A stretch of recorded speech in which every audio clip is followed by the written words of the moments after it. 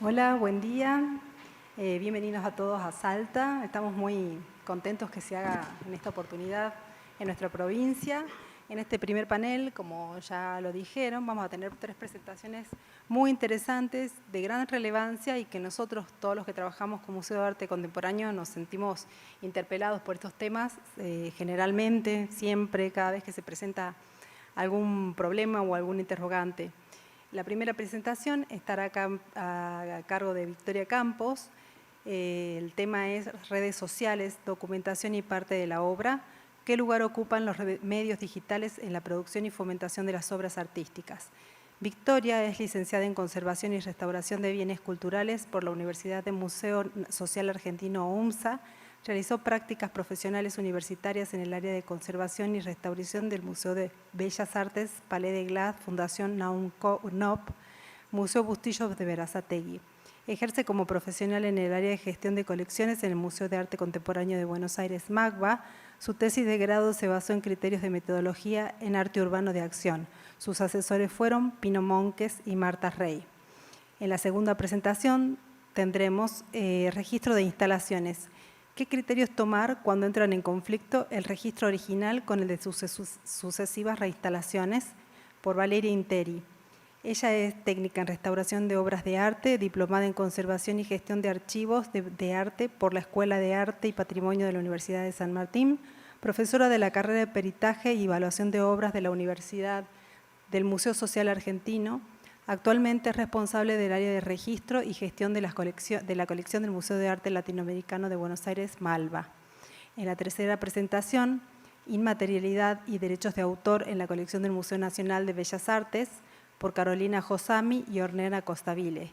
Carolina es parte del área de dirección artística del Museo Nacional de Bellas Artes, es licenciada en Artes por la Universidad de Palermo y magíster en Historia del Arte Argentino y Latinoamericano por el Instituto de Altos Estudios Sociales de la Universidad Nacional de San Martín. Trabajó en el Palais de Glace en las áreas de dirección y producción de exhibiciones. Se desempeñó como colaboradora del Espacio de Arte Fundación OSDE, realizando tareas de investigación, curaduría, producción de textos y visitas guiadas.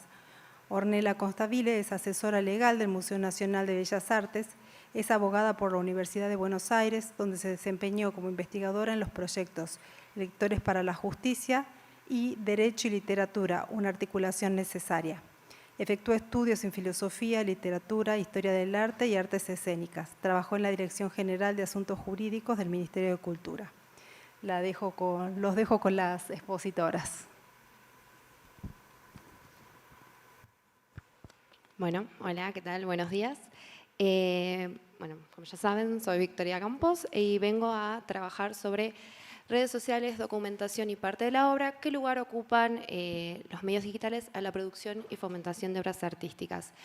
En particular, este trabajo es explorativo, no es experimental, y la idea es poder dividir este trabajo principalmente en 2 partes. La primera en la cual hablo de las redes sociales, hago como una cuestión más teórica y un esquema de consumos y de, digamos, de producción.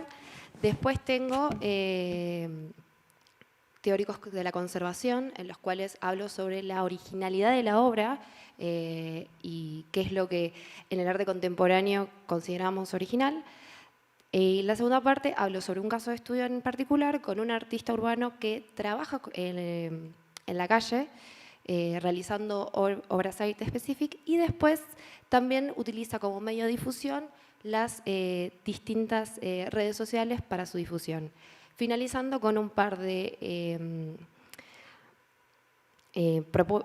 puestas, un par de congresos del Museo Nacional Reina Sofía, en el cual están, por similitudes, puede hablar de sobre todo lo que son las obras contemporáneas y sobre todo lo que es la performance. En lo que es redes sociales hay muchos interrogantes, no encontré mucha información y me parecía un lugar interesante para poder generar interrogaciones, plantear nuevas problemáticas y sobre todo ponernos en diálogo como profesionales.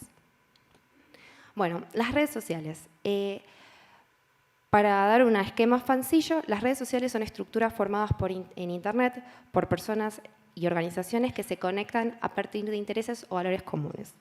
A través de ellas se crean relaciones entre individuos o empresas de forma rápida, sin jerarquía o límites físicos. Las redes sociales en el mundo virtual son sitios, aplicaciones que operan en diversos niveles, interpersonales, profesionales, entre otros, pero siempre primordiando el intercambio de información. Cuando hablamos de redes sociales, se nos traen a la mente sitios actuales como Facebook, Instagram, LinkedIn y otras aplicaciones. Pero en realidad la idea de las redes sociales está utilizada desde el siglo XIX en todo lo que es el área de la sociología para hablar de interacciones sociales entre grupos, organizaciones e individuos. El Internet fue la plataforma en la cual estas redes migraron a este sitio y los alcances fueron, digamos, increíbles. Después de la pandemia se hablan de fenómenos de viralización muy importantes, un gran campo de sectores analógicos que migraron para las distintas redes y en el último tiempo tuvieron una explosión y un alcance abismal. Todavía hasta el día de hoy se siguen haciendo estudios de los impactos que hubieron desde el 2020 hasta la actualidad. Me interesaba esto más que nada para poder entender el nivel de impacto que tiene la producción que hay constantemente en las redes. En este gráfico hay varias empresas, sobre todo empresas de marketing digital, en las cuales se encargan especialmente de poder hacer perfiles de la importancia económica que tiene para las empresas, por ejemplo, hacer inversiones en todo lo que es sectores de marketing en redes, y estos sectores lo que tienen en particular es que generan esquemas con información. Toda la información está en distintos lados, están en todos estos lugares como Radio Station y Hootsuite, en el cual hablan, por ejemplo, de la producción mundial de redes. Argentina es el séptimo país con más producción mundial entre los 6 y los 64 años. O sea, entender un fenómeno poblacional que constantemente está generando contenido y que está activamente en redes. Otra cosa muy interesante es el tiempo de uso de redes. Acá me enfoqué en 5 redes sociales, las más importantes, pero entender eso, la cantidad de tiempo en meses, contenido digital. Esto es muy importante para las personas que ahora, actualmente, desde hace unos años, está el título de creadores de contenido. ¿Qué tipo de contenido hacen? ¿Cuál es el formato? ¿Cuál es el público? En la investigación empecé a ver el tema de los algoritmos y es increíble porque ya hay un algoritmo el cual clasificó a todas las personas que están en este recinto. Saben nuestros intereses, nuestras actividades, qué queremos comprar, a dónde queremos viajar. Y cada año empieza a ser cada vez más sofisticado y empieza a haber más clasificaciones en las cuales se hace súper interesante todo el tema de cómo se fue desarrollando y cómo está cada vez más presente en nuestra cotidianidad. Bueno, acá ya hablo de lo que son los teóricos del arte contemporáneo. Está Heinz Holzhäuser. Heinz Holzhäuser es el creador del Instituto de Düsseldorf, fue el primero que empezó a hablar de arte contemporáneo. Lo que tiene de característico Heinz es que hizo la diferencia en cómo cambió el arte. O sea, el arte ya no es el mismo, entonces la representación no es la misma y el conservador no tiene que actuar de la misma manera. Cambió el arte, cambiaron los principios ideológicos, la materialidad y la técnica son sumamente importantes, pero lo que importa en general es la carga artística y la carga conceptual. Gertrude Schilset, su discípula, yo ya estoy tirando bibliografía para todos los que estén haciendo trabajos con arte contemporáneo. Gertrude Schilset fue su discípula y lo que tiene de interesante es que aporta una tercera persona, una tercera persona a la ecuación. Tenemos el conservador como la institución, el artista como el productor y también aporta al espectador. Y empieza a hablar sobre la necesidad de la obra va mutando y sobre todo de la empatía de la obra. Salvador Muñoz Viñas, más contemporáneo, recomiendo Teoría Contemporánea de la Conservación. Él empieza a hablar sobre la funcionalidad como parte de la obra, o sea, volver a lo como el artista lo pensó. Esto es muy interesante, sobre todo porque hay muchas obras las cuales son interrumpidas por cuestiones del tiempo o por uso. Entonces Salvador lo que dice es, si su originalidad es cómo lo pensó el artista, esos objetos se podrían reproducir. Una contraposición más moderna, Santa Bárbara Morera. Tiene un montón de escritos, sobre todo trabaja mucho con lo que es Shinsu y Otrefer, es muy interesante. Lo que tiene en particular es que habla sobre todo sobre los objetos manufacturados, sobre la utilización de medios industriales y sobre todo habla sobre el desarrollo mucho de la degradación biológica, pero también habla de la degradación matérica y sobre todo la degradación de uso. Según Santa Bárbara Morela, Shinsu dice que si termina el uso y se rompe el objeto, no funciona más, debería dejar de utilizarse, como que ya cumplió su ciclo de obra. Cosa que es muy interesante porque Salvador Muñoz Viñas tiene una contraposición. Acá tengo el caso del artista puntual, VH Art, como comentó anteriormente nuestra coordinadora.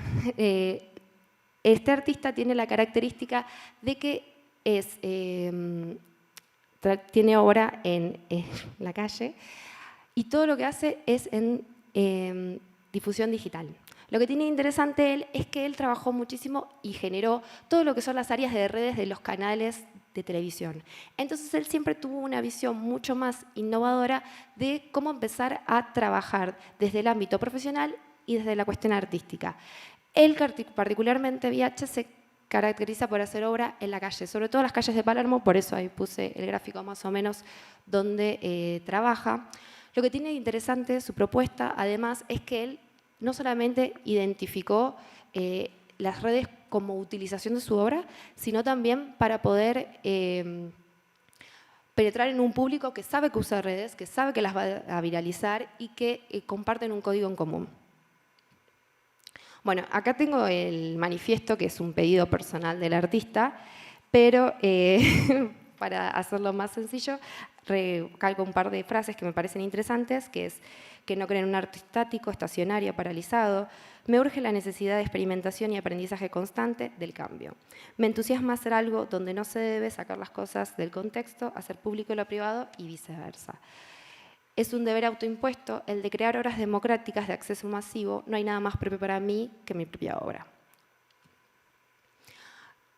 En mi realización de tesis, de la cual comentaron anteriormente, yo tuve la tutoría de Pino Monques y además de Suzuki Rey, Marta Rey, empecé a hablar sobre la originalidad y sobre también el interés del artista sobre distintas situaciones, sobre todo de cómo quería que continúe su legado de obra. Y una cosa en particular me llamó siempre la atención el tema de las redes sociales, cómo él difundió las redes sociales. Yo doy este caso en particular porque yo fui una usuaria de Instagram que vivía por donde él hacía su obra y ahí empecé a interesarme en él, empezar a seguirlo y como conservadora me empezaron a surgir estas diferentes consultas como hay un espacio libre en el cual hay un montón de información, hay un montón de documentación de esta obra. La obra está pensada para que la gente la viralice, para que la gente comparta. ¿Qué hacemos acá? ¿Qué hacemos como conservadores? ¿Qué hacemos con esto? ¿Qué hacemos con un montón de artistas que constantemente van a formar obra, que constantemente van a compartir, que la gente genera documentación primaria, pero al mismo tiempo son parte de la obra? Porque el mismo artista me lo dijo, todo lo que construye la caja es parte de su originalidad. Bueno, acá tenemos un video que muy amablemente me pasó el artista y por cuestiones de paso de dispositivos lo hice captura de pantalla, pero me parecía importante recalcar esto de cómo él presenta la caja fuerte. Esto estuvo en su feed de Instagram y fue la presentación oficial de la caja fuerte al mundo, que es esta cuestión de trabajar lo público y lo privado. Bueno, y lo que me parecía interesante también es ya el código que él tiene de poner el Instagram y poner el hashtag de la caja fuerte. Vos sos un transeúnte, lo ves, te interesa, estás en este código de entender las redes sociales, entras a su Instagram, compartís, haces parte de la interacción con la obra, poner un objeto, dejarlo y lo viralizás. Bueno, acá tengo un montón de obras que me parecían interesantes para poder entender la obra de Vi, No estoy muerto. Esto es porque estuvo mucho tiempo sin trabajar en redes sociales y generó una obra especial para su feed, especial para su público de Instagram. No estoy muerto. No hemos venido a darnos por vencidos a este mundo.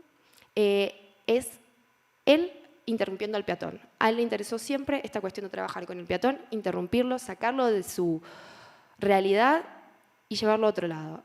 Y siempre todas estas cosas son con la idea de ser viralizadas. los murales de pasacalles. Estas dos obras tienen la característica de que Vi, utilizando los pasacalles, empezó a hacer filtros de Instagram para que la gente empiece a utilizarlos y empezar a generar más viralización de sus obras. Se me ha perdido un corazón es una obra en la cual el artista tuvo por primera vez intercambio con su público. O sea, dejó afiches y la gente tenía que mandar mensajes con la consigna de dónde está su corazón. Bueno, esta última me parecía interesante porque fue después de la caja fuerte, es una serie de prendas interiores que la gente recolectó y donó para la obra, él haciendo a la gente parte de su obra. Doble estándar tiene la característica es de este año que él recolectó frases de insultos y halagos vía redes sociales, fueron recolectadas. Estas mismas redes lo que hicieron fue poder ponerlas en las bolillas con esta cuestión de infancia, de poder revivir esta cosa, poner una moneda de $1 y girar la bolilla, y además todo el proceso fue documentado. Lo que me parecía interesante acá también es poder hablar sobre las redes sociales en el sentido que no hay mucha información, lo que estaba comentando anteriormente, existen, convivimos con ellas, están teniendo saltos evolutivos abismales, estas cuestiones que estaba más contando el panel central sobre la autoría, quiénes son dueños, quiénes son propietarios. La gente que está haciendo, por ejemplo, las historias de Instagram, ¿son propietarios en algún punto de esa historia también? ¿O son parte de la originalidad de la obra de Vi? En esta frase me parecía interesante, en esta ponencia me parecía interesante cómo hablaba de las colecciones, Ignacio Antón, sobre todo para entender dónde están las performances, en el sentido de que fue lo más próximo que encontré de cosas que están siendo documentadas, que son documentadas, pero que no se sabe muy bien en qué lugar pueden estar o qué no. Entonces preguntaba sobre esto, sobre si están las leyes preparadas para si están las leyes preparadas para poder generar si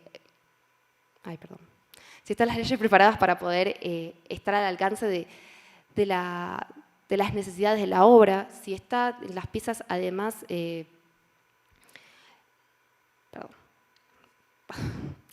Bueno, en la performance está en contra de la documentación, permanencia. Pero en el sistema artístico cayó en una contradicción porque la documentación es parte de la narración de la reproducción. A mí lo que me parecía interesante poder hablar de este tema, sobre todo, es qué hacemos con las redes sociales, qué hacemos con la digitalización, qué hacemos con todo este exceso de producción, este exceso de artistas que sigue dando información, que sigue dando producciones, que la gente sigue participando y que además está el concepto actual de la viralización. La gente quiere ser viralizada, la gente quiere crear contenido y quiere generar poder en redes sociales. Otra que me parecía muy interesante, que es la representación social del sujeto del arte contemporáneo y del artista con el conservador, es el desarrollo de poder hablar con los artistas. Todas las fuentes que encontré hablaban de la importancia de hablar con los artistas, poder charlar con los artistas, ver qué es la intencionalidad de la obra según ellos y poder hacer redes interdisciplinarias entre todas las áreas. Bueno, y las conclusiones que saqué en mi trabajo fueron de que no hay criterios unificados en los trabajos en general, hay muy poca información. Hay mucha información sobre algoritmos y sobre calificación de personas, pero no hay información sobre qué se va a hacer o qué se puede hacer o cuáles son los marcos legales, cuáles son los deberes de los conservadores. Tenemos artistas que están produciendo ahora, que están realizando contenido ahora, que quieren ser viralizables ahora. Me parece interesante también pensar en la vinculación del artista y del público con otro intermediario, la red social.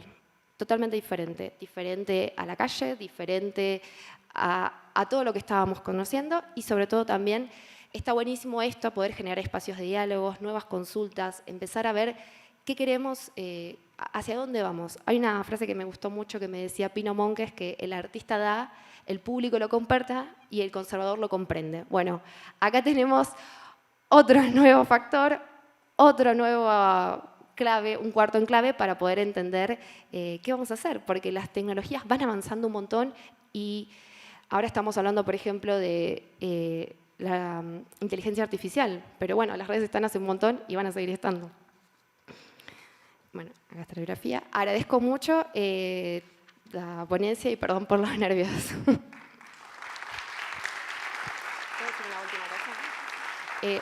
Quería decir dos cosas importantes antes de pasarla a mis compañeras. Primero, en principal, que está buenísimo de que esto sea un encuentro federal, es súper importante y ojalá que se siga dando y que sea en todo el país.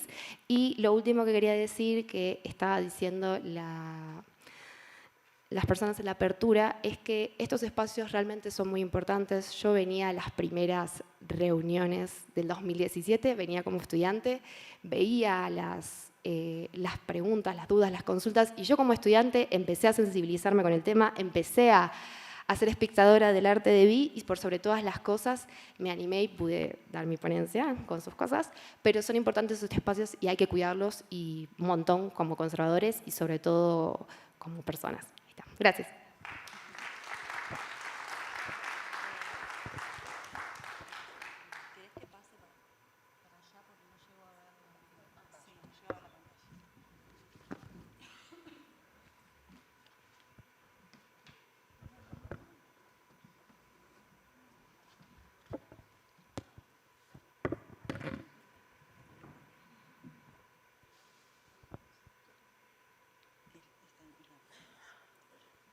Bueno, mientras van poniendo la presentación, me sumo al agradecimiento a toda la organización del ENAC, que siempre son muy amorosos y atentos con todos nosotros.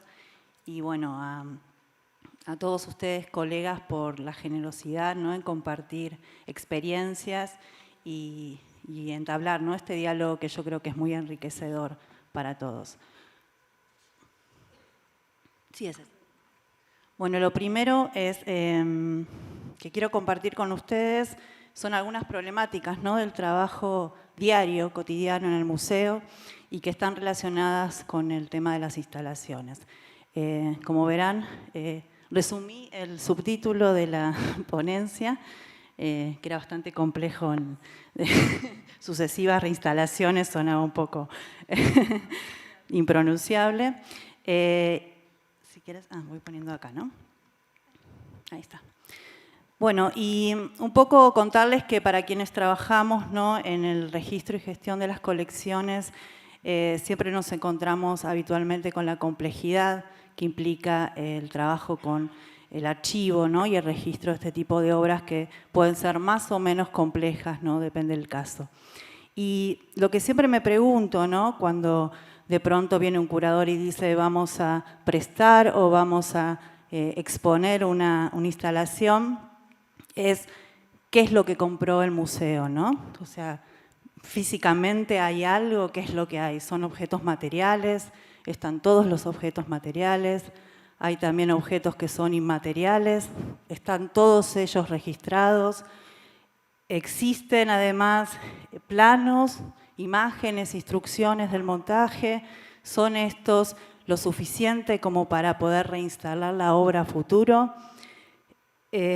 Existen, ¿no? Ya me voy un poco más allá y me pongo un poco más pretenciosa y me fijo a ver si hay algunas recomendaciones para el desmontaje, para la guarda, para la conservación. Y en definitiva me pregunto qué de toda esta información es la que tenemos, ¿no?, y la que tenemos disponible.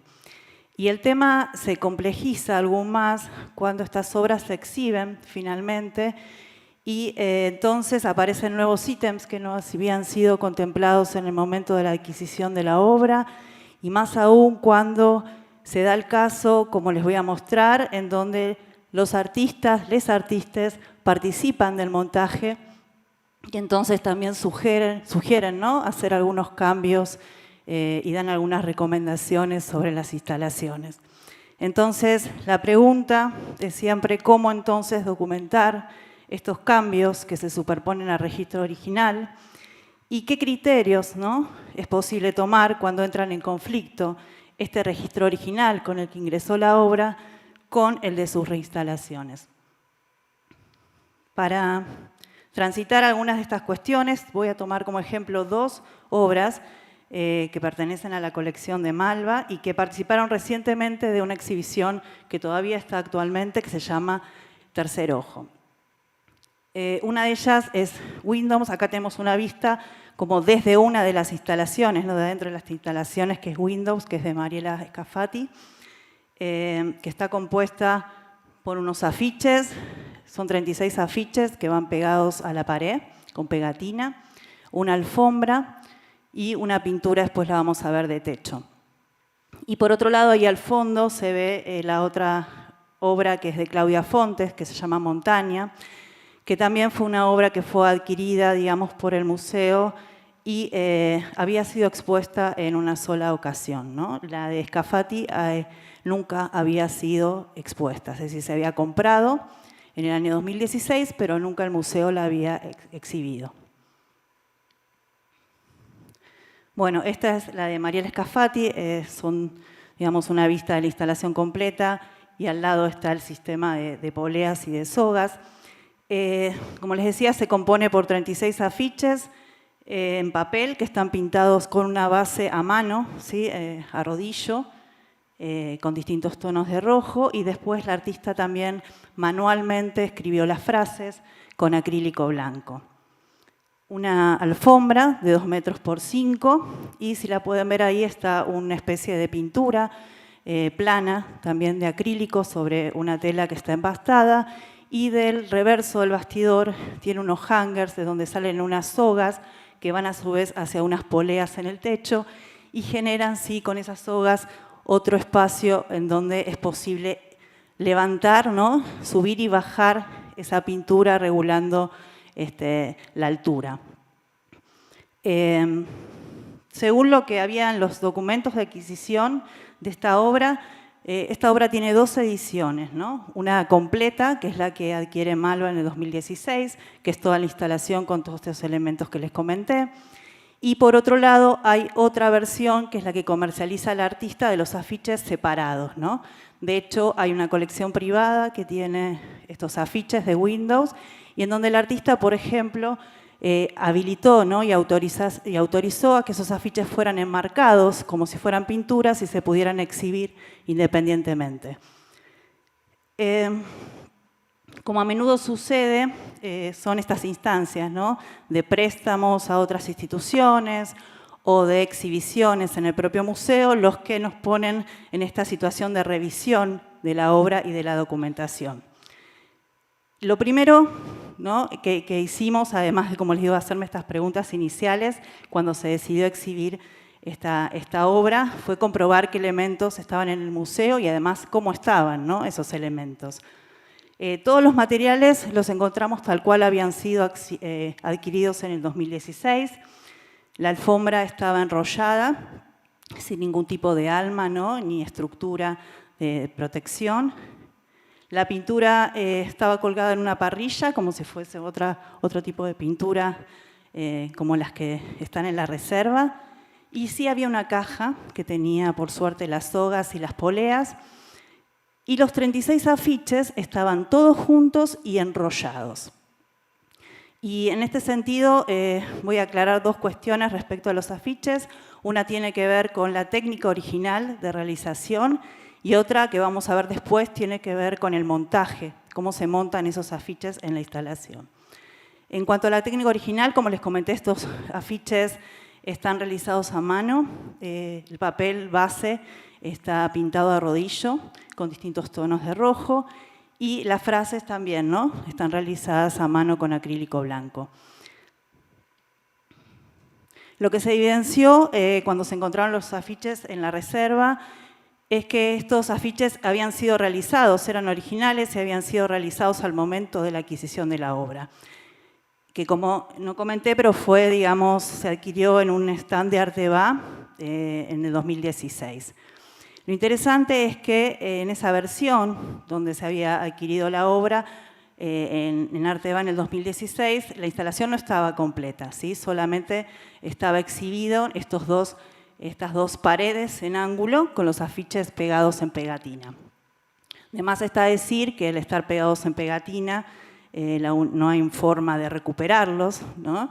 Entonces, bueno, los afiches que adquirió el museo fueron afiches nuevos, realizados por la artista en esa oportunidad.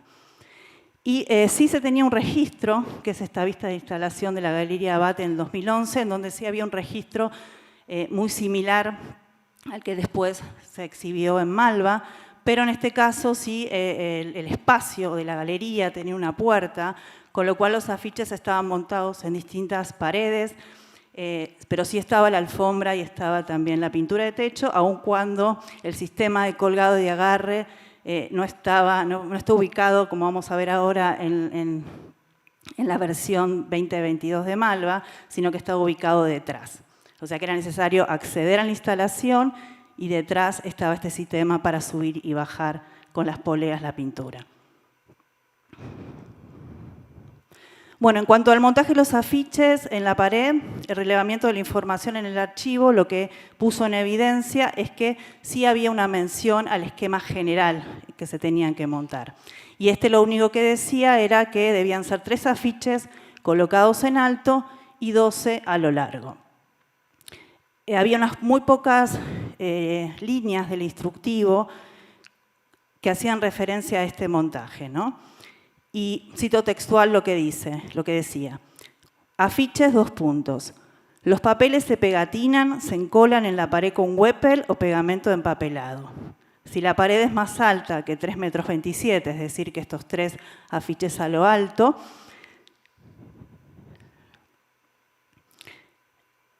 se prioriza pegar las paredes, los afiches a ras del piso de abajo hacia arriba.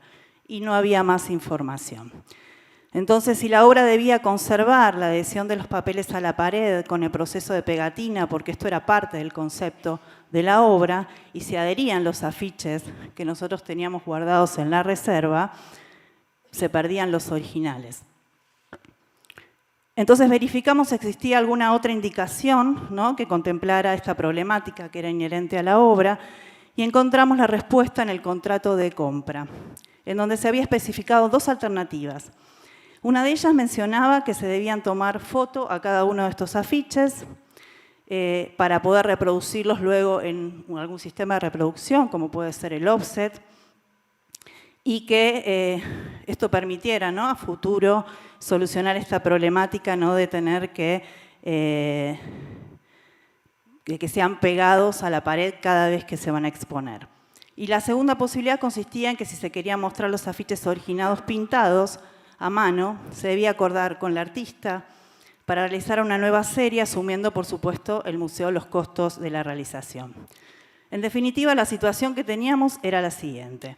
No existía un registro en alta de los afiches para poder reproducirlos, es decir, no los tenía el museo, no los adquirió el museo al momento, digamos, del ingreso de la obra, pero tampoco los tenía el artista.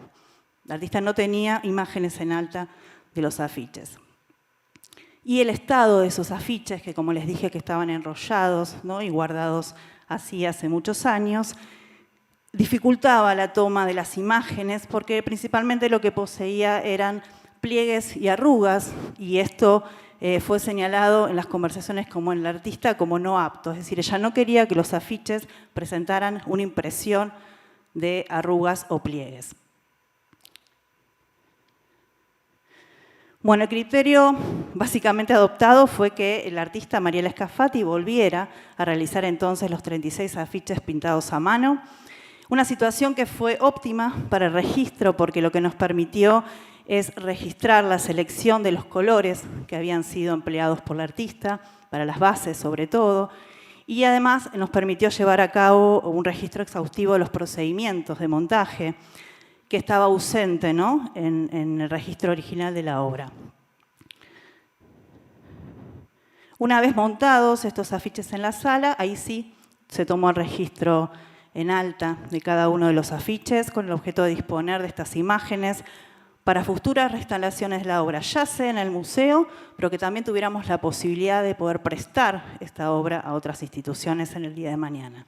Y lo importante es que el registro fotográfico fue avalado por la artista, ¿no? Es decir, tenemos el ok de esas imágenes por parte del artista.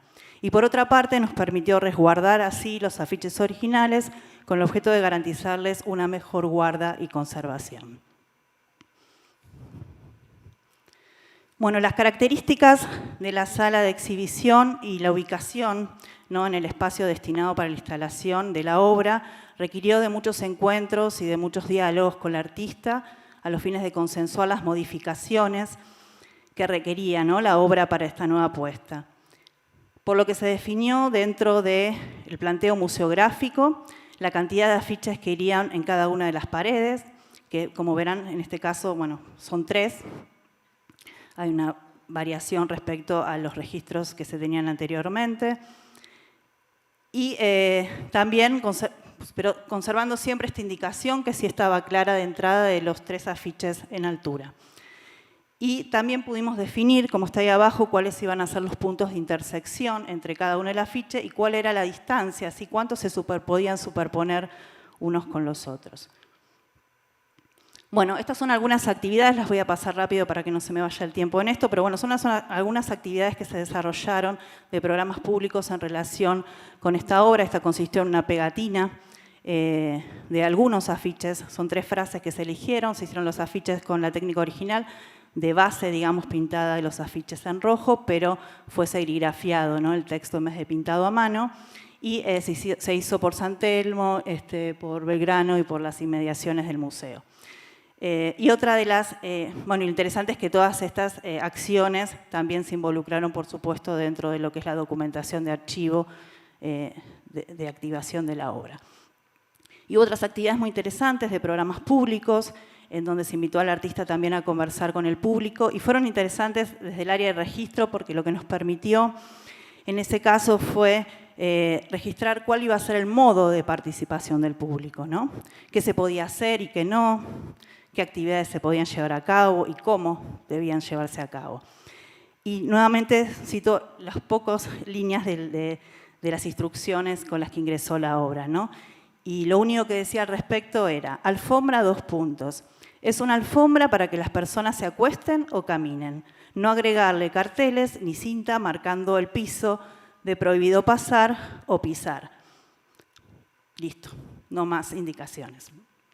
Entonces fue fundamental en ese caso el diálogo con el artista para establecer cuáles iban a ser las instancias de participación del público y cómo protocolizar esas intervenciones. Por ejemplo, se determinó que el público podía sí recorrer la instalación e incluso sentarse o acostarse en la alfombra, siempre sin calzado. Sin embargo, la pintura de techo podía ubicarse a diferentes alturas, pero la manipulación de las sogas siempre estaría a cargo del personal del museo, es decir, el público no podía accionar ese elemento de la instalación. Bueno, el segundo de los casos que quería compartirles es también una instalación que se trata de Montaña, de Claudia Fontes. Esta obra está compuesta por 1.400 varillas de pino muy finitas y una proyección de luz. En la parte superior se lee una cita que dice: el momento del derrumbe revela puntos claves de la construcción. Y es verdad, para nosotros es una obra muy frágil en términos materiales y estructurales y requirió de una revisión del registro de ingreso original, en parte también para adaptarse a las nuevas condiciones de la sala. Y por otro lado, la existencia en esta pieza de un elemento inmaterial, como es la luz, implicó el registro más exhaustivo, no solo de los aparatos tecnológicos necesarios para poder proyectar la luz, sino más bien del efecto que el artista quería conseguir con esa proyección de las sombras. Bueno, la obra está construida por 3 secciones, ¿no? Y en cada una de ellas hay 3 pisos. Cada piso constituye un módulo y esos módulos se posicionan y se sostienen en sí mediante un empleo de una masilla o cera. Y en ese sentido el artista entregó al momento de la adquisición un esquema de los módulos para el montaje, que es el que vemos ahí en pantalla. Sin embargo, para nosotros fue necesario agregar al registro completo del armado de los módulos y un plano de la disposición de esos módulos en el suelo, es decir, cómo había que ponerlos de tal manera de generar la curvatura necesaria para que finalmente se proyecte la luz como el artista lo deseaba. Bueno, y si bien existían también algunos lineamientos otorgados junto con la obra en relación a la cantidad y a la ubicación de los proyectores, Estas indicaciones resultaban, como muchas otras, bastante incompletas. Las características, esperen.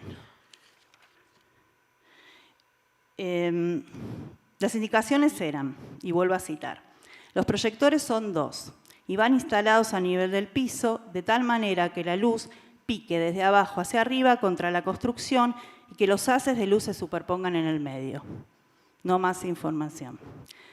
Bueno, al no estar mencionado ningún tipo específico de modelo de proyector, hubo varias búsquedas por parte de montaje del museo, ¿no? Se probaron algunos proyectores comunes de diapositivas, que les digo que quemaban lamparitas a diario, lo cual era absolutamente imposible de sostener en un año de exhibición. También se probaron otras luces y reflectores, ¿no?, que pudieran adaptarse con esas especies de plantillas para generar esos haces de luz. Finalmente, cuando fue la visita del artista, conseguimos una sesión de unos gobos, que son este tipo de proyectores, pero lo más interesante de este caso no era nuestra, de alguna manera lo digo como un mea culpa desde el área de registro, ¿no?, esta cuestión de querer registrar exactamente qué tipo de iluminación tiene que ser, qué tipo de proyector, marca, modelo, dónde se puede conseguir proveedores, sino entender básicamente cuál era el efecto que el artista quería buscar, cómo había que proyectar esas sombras, ¿no?, qué distancia tenía que tener la obra de la pared, ¿no?, cuánto se debía acercar al proyector, cómo había que curvarlas, y todas estas cuestiones que no estaban indicadas en el registro original y que eran sumamente importantes, porque de hecho esta obra se instaló en Malva, apenas se compró y se instaló mal, la verdad. ¿Por qué se instaló mal? Porque no siguió a rajatabla un instructivo que no decía nada acerca de cómo tenía que ser la obra. Bueno, paso rapidito esto, pero bueno, también sirvió para ver algunos materiales que eran necesarios para el recambio de estas varillas en caso de que sucediera algo, y sucedió varias veces porque era una estructura muy frágil, y también nos sirvió para protocolizar en el desmontaje el sistema de guarda que iba a tener la obra a futuro. Por último, no se ve muy bien, pero para llegar a un registro lo más completo posible, fue muy útil para nosotros combinar el relevamiento del archivo, el registro visual y las preguntas al artista, con una guía de aspectos que nosotros debíamos tener en cuenta, ¿no? Y si bien cruzamos varios tipos de fichas y estamos en proceso de cerrar esa ficha para que finalmente las artistas las puedan autorizar, tomamos como referencia este documento de Inés Silvestre, que en realidad habla de las performances, pero que tiene un apartado muy interesante sobre instalaciones, ¿no? O sea, cuando las performances tienen también instalaciones, y que resulta muy interesante porque hace referencia a la descripción de los elementos y las técnicas, incluyendo materiales físicos y materiales y tecnológicos, descripción de los procesos de montaje, considerando sucesivas reinstalaciones, materiales necesarios para poder hacer esta reinstalación a futuro y el registro, ¿no?, del significado que tiene cada componente dentro de la obra. Y por supuesto, si existen o no elementos que sean reemplazables y cuáles son las recomendaciones, ¿no?, para la manipulación, la guardia y la conservación. Finalmente, y agradecida por me pase un segundito, más allá, ¿no?, de los criterios empleados para el registro de este tipo de obras, también me parece interesante poner en discusión, ¿no?, con todos ustedes la necesidad de tener documentos que sean flexibles, ¿no?, adaptables a estos sistemas de documentación, que puedan incluir también modificaciones futuras que estas obras y que estas reinstalaciones pueden tener en su propio devenir. Gracias.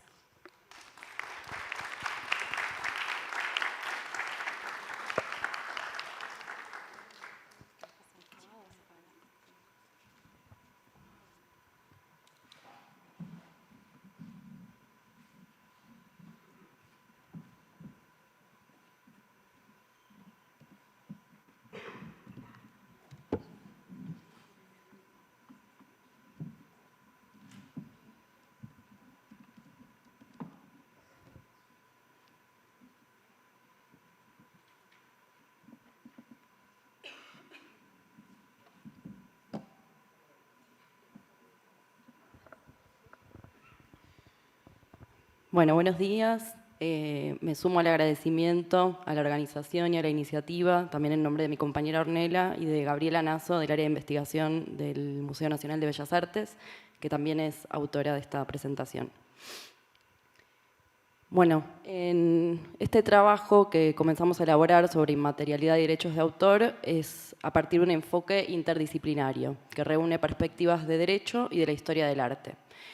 Y hemos centrado el análisis en un pequeño conjunto de obras que organizamos en torno a 3 categorías: la de la digitalización, la de la reconstrucción y la de las obras efímeras.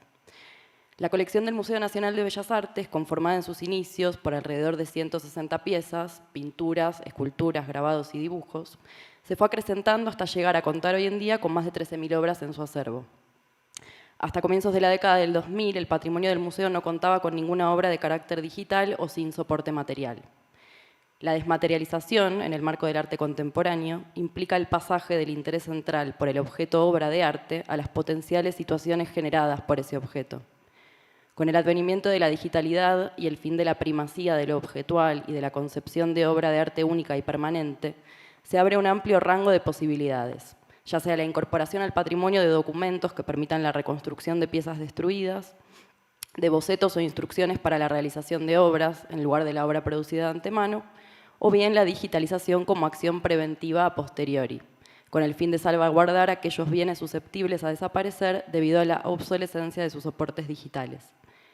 Contemplando estos factores, consideramos se torna necesaria una actualización de la normativa legal vigente que rige la producción artística en términos de derechos de autor, a fin de trazar estrategias para resolver las problemáticas inherentes al registro, guarda, conservación y exhibición en este tipo de casos.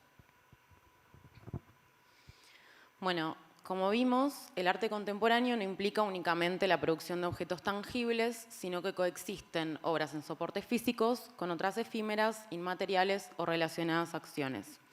Es por eso que cabe plantear algunas de las problemáticas que surgen a la hora de fijar tanto las pautas de ingreso patrimonial y conservación de las obras que no se encuentran asociadas a un objeto, como sus vinculaciones con los derechos de autor y la propiedad intelectual. A modo de acercamiento y completando lo que dijo el colega, corresponde mencionar que en Argentina los derechos de autor se encuentran regulados principalmente en la Ley 11.723 de propiedad intelectual, que data del año 1933 y cuya última modificación es del 98. Y también están contemplados en el ámbito internacional en el Convenio de Berna para la protección de las obras literarias y artísticas, cuyo primer texto data de 1886 y al cual nuestro país adhirió en 1967. También rige desde esa fecha el convenio que establece la Organización Mundial de la Propiedad Intelectual perteneciente a las Naciones Unidas. Es importante tener en cuenta esto de las fechas de creación, incorporación de las normas para contextualizar y dar un poco cuenta de las actuales falencias regulatorias. El objeto de nuestro régimen legal de propiedad intelectual se define, entre otras, por obras científicas, literarias y artísticas, en definitiva, toda producción científica, literaria, artística o didáctica, sea cual fuera el procedimiento de reproducción. Como bien señalaba también antes mi colega, delimita el objeto, pero no define qué es una obra de arte. Ahora bien, la protección del derecho de autor abarca la expresión de ideas, procedimientos, métodos de operación y conceptos, pero no esas ideas, procedimientos, métodos y conceptos en sí mismos. Si bien la determinación del objeto permite pensar en un amplio espectro de expresiones artísticas existentes o que puedan existir a futuro, hay ciertas dificultades respecto a las obras de arte contemporáneo, ya que muchas veces nos hallamos frente a un concepto, o bien frente a materialidades, efímeras o acciones que tornan imposible ajustar la creación artística al objeto protegido por la ley. Si las ideas por sí solas no son bienes jurídicos tutelables, se pone en evidencia que la noción de obra protegible por el derecho de autor está aún enraizado en concepciones de un arte más bien tradicional. Y si el artista conceptual es el autor de una idea o un proceso, ¿qué es lo que él o sus derechohabientes pueden enajenar? Esto es ceder, donar, vender, etc.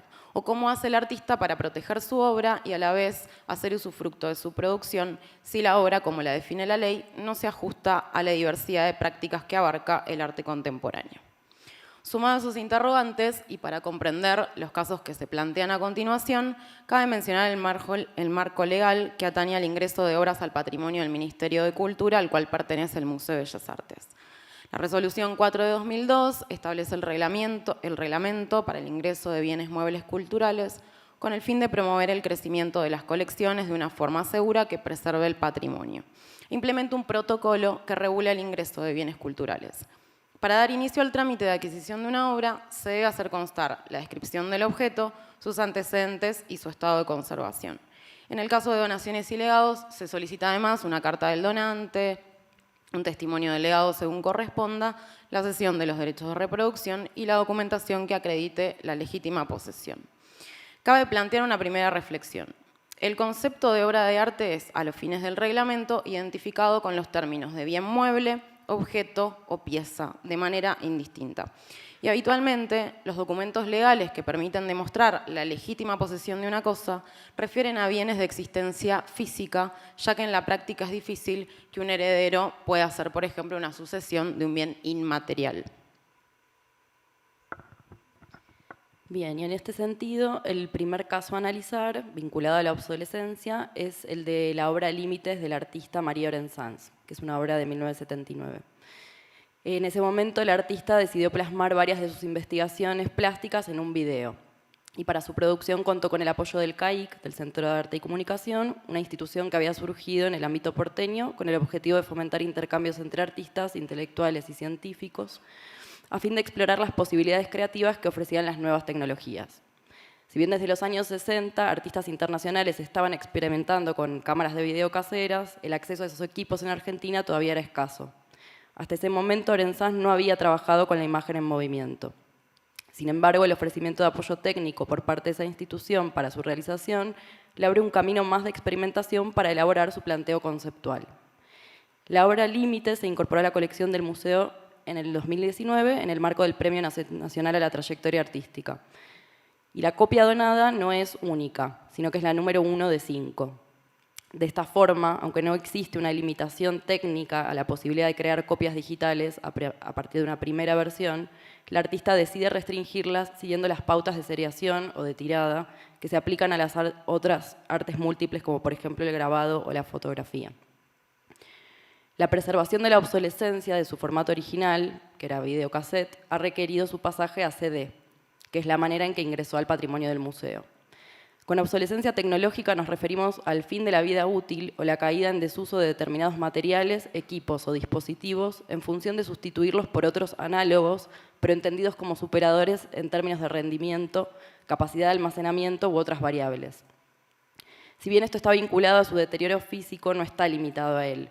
Es también una problemática de mercado por la disponibilidad de los equipos y de profesionales especializados en la materia. Hoy en día, videos y films ingresan al patrimonio y, en general, luego de una migración a un formato digital, ya sea en formato CD o DVD, cuya obsolescencia también ocurrirá pronto, o bien un archivo plenamente digital recibido a través de softwares online como WeTransfer, Google Drive u otros. Por otro lado, en cuanto a la problemática de reconstrucción, tomamos dos casos, el de Rubén Santantonín y el de Graciela Carnevale. El primer corpus de obras a analizar son las denominadas cosas de Rubén Santantonín, que comenzó a producirlas en el año 1961. Fueron realizadas con materiales cotidianos y perecederos como cartón, cuero, yeso, papel, telas encoladas. Perdón. Aquí hay una de ellas. Y generalmente las exponía, como vemos, colgando del techo con hilos o alambres. Eran similares a un envoltorio o fardo funerario, y con estas cosas el artista ponía de manifiesto el alejamiento de los cánones tradicionales de la producción artística. Lo que le interesaba plasmar era la existencia y presencia de la cosa en sí. En este sentido, la no durabilidad, la no permanencia y la no conservación eran una parte importante de su programa. Santantonín destruyó prácticamente toda su obra poco antes de morir en 1969. El ingreso de estas obras a la colección del museo se dio en el año 1989 a través de la donación que llevó a cabo la Fundación Antorchas, que encomendó la reconstrucción de estas obras al artista Pablo Suárez, asistido por sus colegas Miguel Jarte y Enrique Torroja. María José Herrera, en aquel entonces jefa de investigación y curaduría del Museo Nacional de Bellas Artes, señaló en una nota que forma parte del legajo de estas obras. Se trata de 3 obras independientes que fueron elegidas por encontrarse documentación fotográfica suficiente para la reconstrucción de su aspecto tridimensional. Las fotos fueron aportadas por la viuda de Sant Antonín y en una entrevista telefónica reciente, Pablo Suárez me confirmó los datos que aquí se consignan. La pertinencia de la recuperación de dichas obras y su incorporación al patrimonio público radica justamente en la ausencia casi total de obras de este artista. Recuperar y reconstruir estas piezas a partir de material de archivo y de la mano de artistas que habían trabajado con él y conocían su técnica y sus ideas, permite dar a conocer obras que de otra manera no podría hacer llegar al público, así como también completar la colección institucional con piezas claves de la historiografía del arte argentino. Al respecto, el artista Miguel Harte recordó en una entrevista que nos concedió recientemente: la reconstrucción se hizo de acuerdo a los materiales y procedimientos que Pablo recordaba, ya que él no solo había convivido con esas obras, sino que recordaba incluso a Rubén trabajando en su construcción. Finalmente nos guiamos con las imágenes de las obras originales para confirmar las decisiones. No recuerdo que se haya decidido expresamente algún cambio de materiales o técnicas. En esta misma dirección se inscribe el caso de la obra Oposición estático-dinámica del artista Graciela Carnevale, que se trata de una estructura primaria realizada en 1967, una obra de carácter tridimensional que conectaba el piso y el techo de formas simples, realizada en chapadura y madera pintadas de blanco. Carnevale presentó esta obra por primera vez en el 67 en la Galería Viñes y también en la Sociedad Hebraica Argentina en el mismo año. La obra ingresó como parte del patrimonio del museo con el otorgamiento del Premio Nacional a la Trayectoria en el año 2019. Esta obra dejó de existir materialmente después de las exposiciones del año 67.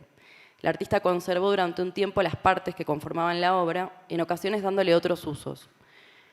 Este devenir de la obra da cuenta del estatuto de este tipo de piezas en aquella época y de cómo su materialidad no era lo primordial.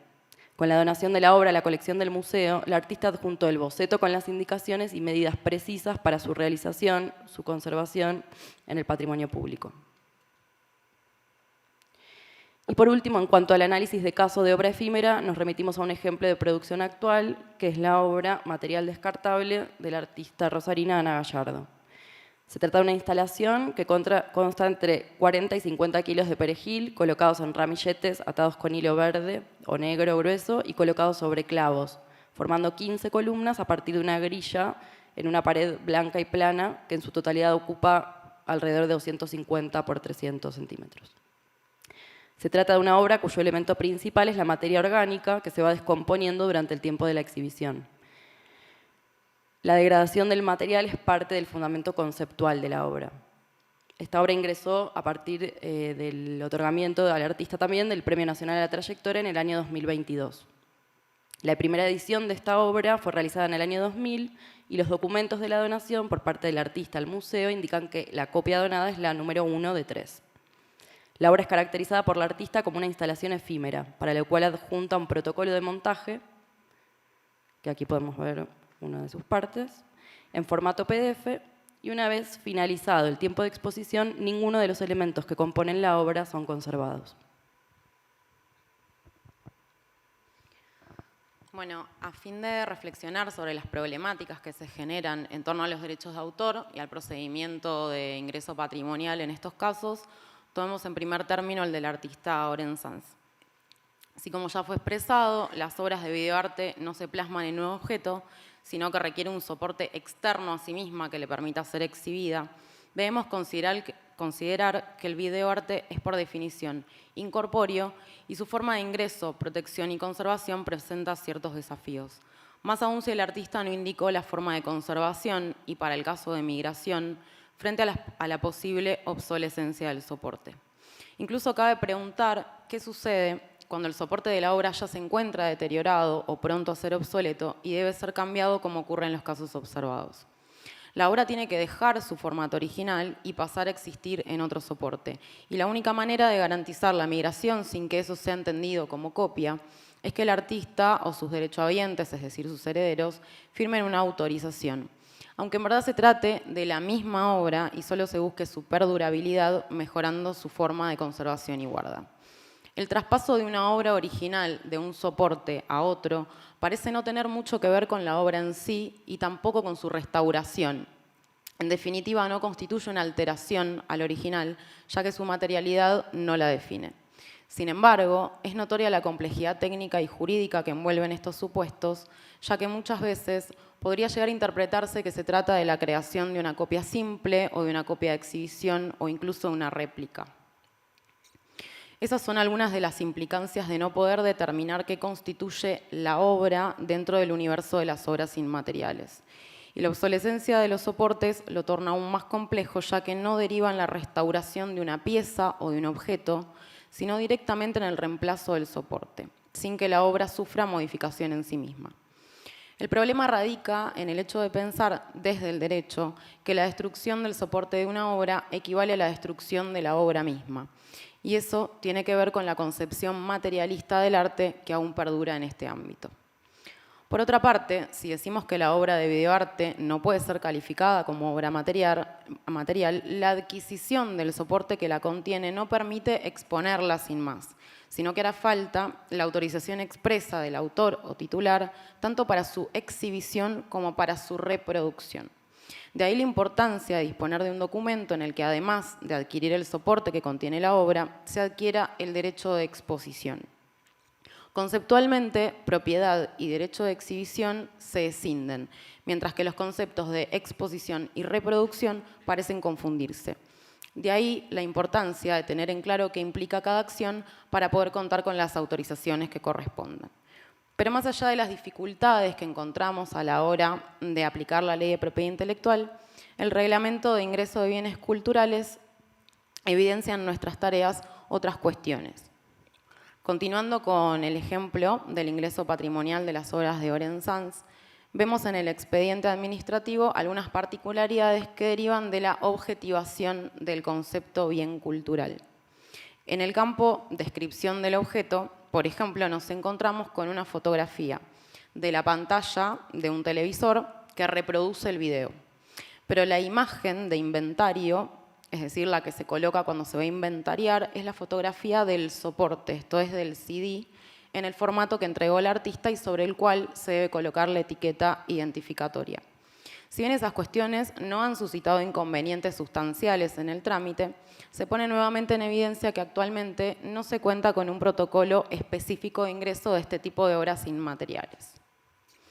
Algo similar ocurre con el ingreso al patrimonio de la obra de Ana Gallardo, en tanto consiste en una instalación de arte efímero.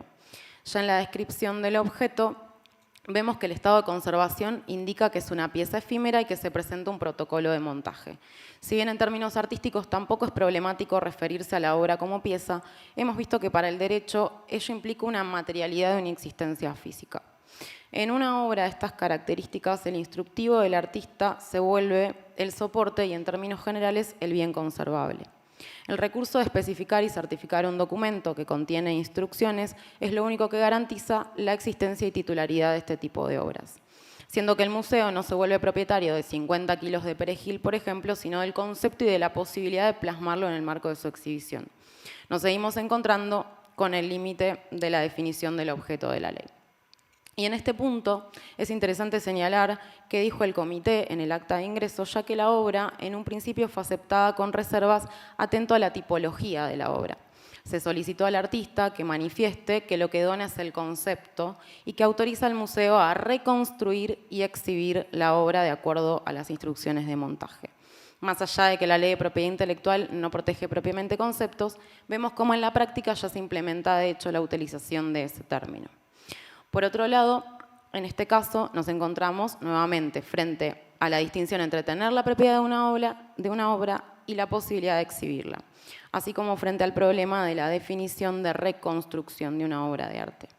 Podemos decir que hay reconstrucción cuando la materialidad ha sido destruida y se pretende rehacer, como vimos en los ejemplos de Sant Antonín y Carnevale, donde las obras no fueron pensadas como arte efímero, sino que fueron destruidas y se busca recrearlas, volviendo a darles una forma física.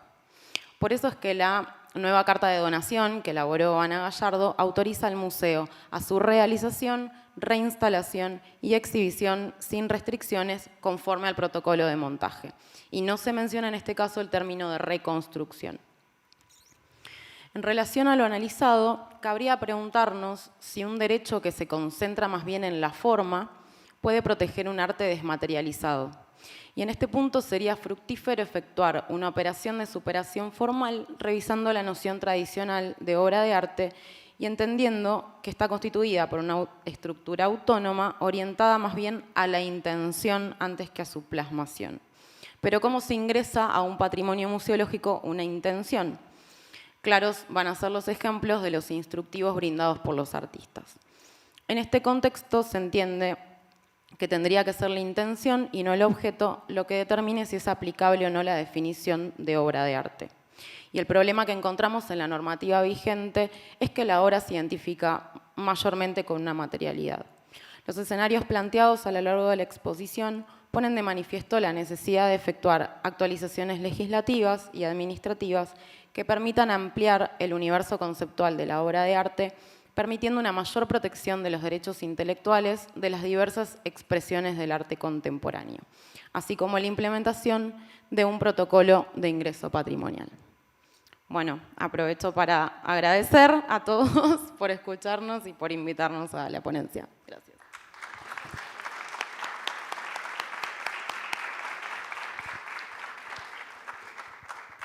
Bueno, les voy a pasar algunas preguntas que nos acercó el público. Para Victoria Campos, en tu estudio de redes sociales, ¿encontraste a otros artistas que interactúen con usuarios de redes sociales y de qué manera?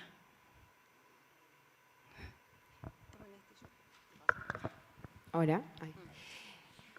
Particularmente no encontré mucha información, sobre todo de artistas que trabajen con redes sociales, de conservadores que trabajen con redes sociales y de estudios particularmente con el arte y la documentación de redes sociales. Por eso me parecía interesante poder acercar este caso, porque yo vi el caso particular de este artista, pero es un código que está sucediendo en todas las nuevas generaciones y que seguramente se va a expandir y que va a suceder en múltiples artistas. O sea, como que este es un primer caso, pero va a pasar seguramente con un montón de otros artistas. Perfecto. Para Valeria, ¿cuántas obras que son instalaciones tiene el Malva aproximadamente? ¿Se solicitan en préstamo asiduamente? ¿Llevan un registro de las problemáticas que surgen en cada reinstalación? Malva tiene aproximadamente 720 obras en su acervo, es un acervo bastante accesible. Mayormente son obras de arte, pinturas, ¿no? Dibujos, fotografías, pero debe haber aproximadamente unas 20-25 instalaciones que, como dije antes, son más o menos complejas. Es un campo, digamos, que no ha sido registrado ni documentado muy exhaustivamente, con lo cual esta problemática, ¿no?, que yo les comenté que surgió en esta exhibición, creo que si abrimos cada uno de los archivos de los legajos de las obras vamos a encontrarnos con una situación muy similar, ¿no? O sea, no hay protocolos específicos para las instalaciones y sobre todo para estas cuestiones de elementos inmateriales, ¿no?, que tengan las obras. Y una cuestión que no sé si vienen las preguntas, pero aprovecho ahora para explicar un poquito más, es también el debate, ¿no?, que suscitó en el caso de la obra de Windows de Scafati, hacer una reinstalación, ¿no?, diferente a la comprada en el 2016, una nueva versión en 2022, y cómo si eso realmente lo poníamos como una versión distinta o conservábamos, ¿no?, o conservábamos ambas cosas y pensábamos también en, bueno, mañana prestamos esta obra y en vez de estas paredes son otras y la artista que está viva decide modificar algo, obviamente que lo registramos, pero cuando no esté más la artista, ¿cuál es la versión, ¿no?, que vamos a exponer? Es como algo que nos estamos preguntando. ¿Va a ser la primera que compramos? ¿Va a ser la última que hizo? ¿Podremos elegir la versión que queremos? Digamos, son todas preguntas que nos vienen, ¿no?, en relación a esta experiencia. Y aprovecho también a decirles a las chicas de Bellas Artes que Malva también tiene 2 reconstrucciones de Cosa de Sant Antonín, así que nos podemos poner en conjunto a analizar esas piezas. Otra pregunta para Valeria. ¿Considera que el registro y la reexhibición transformó la obra? Si es así, ¿de qué manera? En el caso de Claudia Fontes, creo que lo que hubo fue una mala interpretación o una falta de interpretación inicial respecto a lo que el artista pretendía con su obra, ¿no? Es decir, se compró los módulos, se compró una serie de instrucciones muy básicas y no hubo esta instancia digamos, en el ingreso de la obra, de conversar con el artista, de entrevistarle y dejar asentado esto. Entonces eso hizo que con el tiempo, cuando se decidió exhibir, Malva tenía, digamos, como costumbre hacer unas exhibiciones todos los años que se llamaban adquisiciones, comodatos y préstamos, ¿no? Que eran solamente exhibir en una sala pequeña todo lo que se había adquirido durante ese año. Entonces se exhibían ahí las compras y las donaciones y se exhibió, ¿no? Así como se compró, pero sin haber tenido esta instancia de diálogo con el artista. Entonces los registros que teníamos de esa instalación en Malva no coincidían con estos últimos registros que pudimos tener en relación a conversar con el artista, ¿no? Es decir, que ahí hubo como una modificación. Y en el caso de Windows, de Scafati, creo que hubo ahí una negociación también con el artista. Es un artista que es muy flexible también con su obra y eso también hay que entenderlo, ¿no? Quienes trabajamos, ¿no?, en registro, que somos un poco más estructurados y queremos respuestas bien claras y a veces no las hay o no las tiene que haber o tienen que tener esa flexibilidad para acomodarse de algunas modificaciones en las cuales el